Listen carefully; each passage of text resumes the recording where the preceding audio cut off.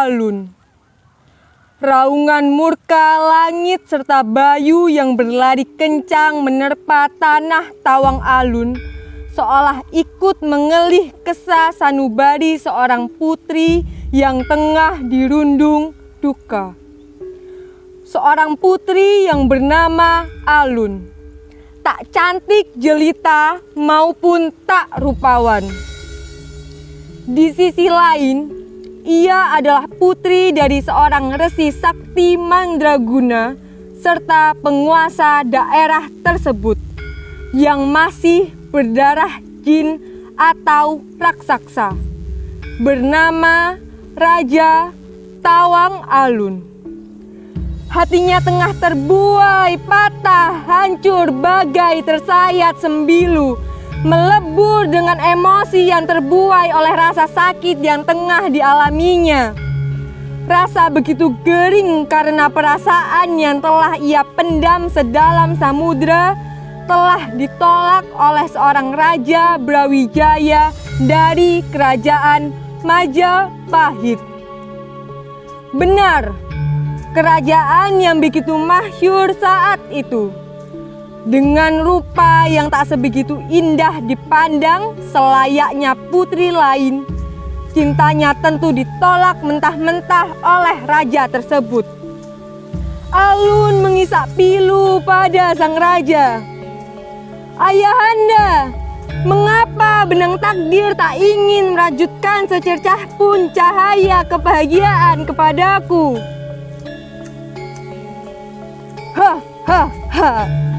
Tenanglah wahai belahan duniaku. Jikalau cintamu itu murni pada sang Brawijaya, aku bisa membantumu agar ia dapat terpikat hati padamu.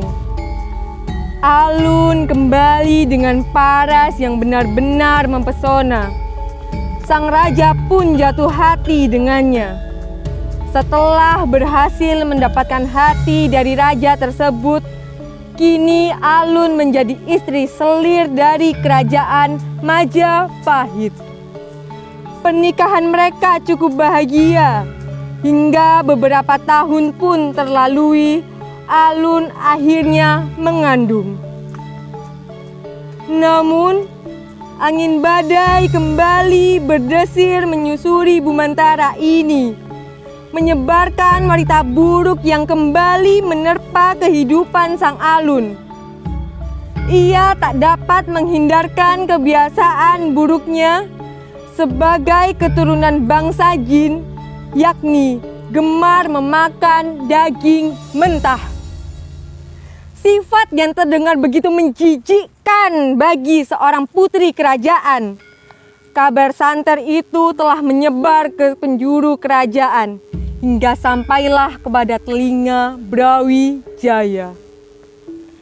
Sang raja terlahap pada murka yang begitu mendalam. Ia mengusir Alun seraya berkata, "Pergilah kau, Alun, tak sudi diriku memiliki selir bak hewan buas sepertimu." Alun yang tak dapat menyangkal harus pulang pada pelukan ayahandanya dengan keadaan mengandung. Waktu berjalan layaknya air yang terus mengalir mengikuti arusnya. Anak pada kandungan Alun telah tumbuh dewasa dan sehat serta perkasa. Ia diberi nama Arya Damar. Suatu saat, ia ingin melepaskan sebuah rasa tanya yang terus membebani hati sepanjang hidupnya tentang ayah kandungnya. Siapakah ia? Apakah ia anak haram? Ataukah bahkan ayahnya telah meninggal dunia? Akhirnya, Arya Damar tak kuasa lalu bertanya kepada sang ibunda. "Sungguh, aku hanya ingin mengetahuinya, Ibu. Tak ada maksud lain. Bolehkah aku memberimu sebuah pertanyaan?" pinta Arya Damar pada Putri Alun. "Mungkin kau telah cukup dewasa untuk apapun itu yang akan kau tanyakan. Silahkan saja, anakku." Siapakah ayahandaku, Ibu? Alun menghela nafas yang cukup panjang sebelum menjawab putranya tersebut. Ayahandamu adalah seorang raja tangguh dan bijaksana. Mungkin ibu saja yang tak pantas menemaninya terlalu lama. Arya Damar belum puas dengan jawaban mentah ibunya, kembali melontar tanya. Siapakah raja tersebut, Ibu? Raja Brawijaya dari Majapahit, anakku. Tak perlu menunggu ibunya mengungkap lebih dalam, Arya Damar kembali mengutarakan tanya serta izin terakhir kepada ibunya dan Resi Tawang Alun. Sebuah izin untuk mencari dan menghadap Brawijaya dan disetujui oleh keduanya. Perjalanan panjang ia tempuh demi menuntunnya perlahan pada sang ayah yang telah dirindukannya sejak lama. Arya Damar pun sampai pada kerajaan Majapahit. Arya Damar menemui sang ayahanda di balairung kerajaan Majapahit dengan penuh rindu pada sang Brawijaya. Namun, sang raja ragu untuk mengakui Jokodila sebagai putranya. Ia memberikan beberapa syarat agar ia benar-benar percaya jika Jokodila adalah anaknya. Syarat yang pertama, sang raja memerintahkan Jokodila untuk mengambil segenggam tanah yang berasal dari wilayahnya.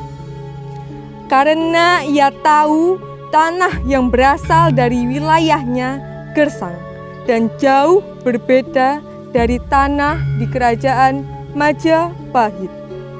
Namun, dengan kesaktiannya, ia berhasil mengubah tanah gersang di genggamannya menjadi subur. Brawijaya masih tak puas akan hal itu. Ia kembali menguji kesaktian Jokodila.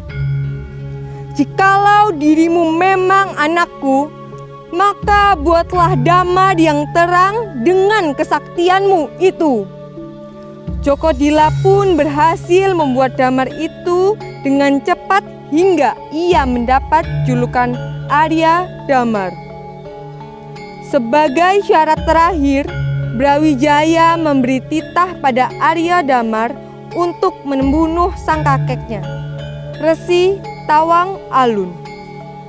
Arya Damar pun terlelap pada bimbang yang amat mendalam. Lalu ia pun kembali tanpa mengucap sepatah kata pun pada Brawijaya.